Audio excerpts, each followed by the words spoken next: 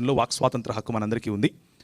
మన విశ్వాసమును మనము సమర్థించుకోవటానికి, మన విశ్వాసాన్ని మనం బలంగా చాటడానికి మనకు ఈ రాజ్యాంగం అనుమతినిస్తుంది. అలా నిలువరించే వారిని ప్రశ్నించడానికి కూడా అనుమతినిస్తుంది. అన్నిటిని మించి మన ప్రభు అయిన యేసుక్రీస్తు మత్తయి సువార్త 28వ అధ్యాయంలో ఆయన ప్రతినిధిగా ఈ లోకంలోనికి వెళ్ళటానికి మనకు ఆయన అభిషేకం నుంచి పంపించాడు. ఆ అభిషేకము కారణంగా మనం నోరు విప్పి మాట్లాడాలి. ఒకానొక సమయంలో మరి అపోస్తలుల కార్యం 6వ అధ్యాయంలో ఎలా ఉంటుందంటే, Stephen was full of grace and full of Holy Spirit అని ఉంటుంది. అంటే స్టెఫెను పరిశుద్ధాత్మతోను మరియు కృపచేతను నిండి ఉన్నాడు అని ఉంటుంది. When he spoke people could not resist him అని ఉంటుంది. అంటే ఆయన మాట్లాడినప్పుడు ఆయన వాగ్దాటిని, ఆయన సత్యం పలుకుతున్నాడు అన్న ఆ సత్యాన్ని నిలువరించడానికి ప్రజలకు శక్తి చాలలేదు. ఇది దేవుడి వాక్యముకున్నటువంటి శక్తి, స్టెఫెనుకున్నటువంటి శక్తి కాదు.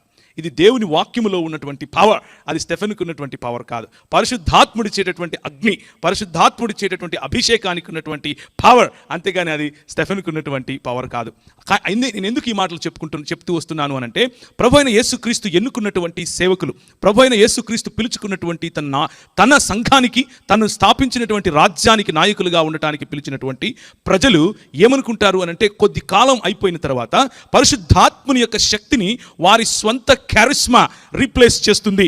దానికి బదులుగా, పరిశుద్ధాత్మునికి బదులుగా నా సొంత ఆలోచనలు, నా సొంత వాగ్దాటి, నాకున్నటువంటి మేధస్సు, నాకున్నటువంటి జ్ఞానం, దాన్ని నేను నా సొంత బలంతో చేయగలను అని అనుకుని పొరపడి క్రైస్తవ సంఘ విభజనకు, క్రైస్తవ సంఘాన్ని మెల్లిమెల్లిగా నిర్వీర్యం చేయటానికి సాతాను చేతిలో పావులుగా మారిపోతూ ఉంటారు.